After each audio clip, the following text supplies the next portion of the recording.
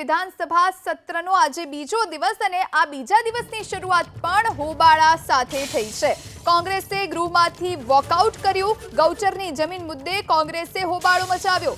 વિધાનસભા અધ્યક્ષે તમામને સમય આપવાની કરી વાત। પ્રશ્નો અંગે કોઈ જવાબ ન આપતા કોંગ્રેસે હોબાળો કર્યો। કોંગ્રેસના ધારાસભ્યોના પ્રશ્નો દાખલ ન થતા હોવાની દલીલ, ભાજપના જ પ્રશ્નો લેવાતા હોવાનો અમિત ચાવડાએ આરોપ લગાવ્યો।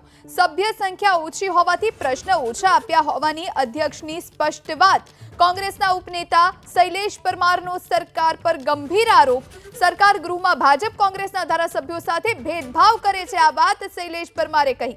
મંત્રીઓ જવાબ આપવાથી કેમ ડરે છે તેવો સવાલ પણ તેમણે પૂછ્યો। કોંગ્રેસના ધારાસભ્યોને સસ્પેન્ડ કરવા સંસદીય મંત્રીએ માંગ કરી। ઋષિકેશ પટેલે કોંગ્રેસના ધારાસભ્યને એક દિવસ માટે સસ્પેન્ડ કરવાની માંગ કરી।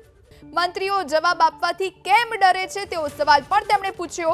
કોંગ્રેસના ધારાસભ્યોને સસ્પેન્ડ કરવા સંસદીય મંત્રીએ માંગ કરી। ઋષિકેશ પટેલે કોંગ્રેસના ધારાસભ્યને એક દિવસ માટે સસ્પેન્ડ કરવાની માંગ કરી।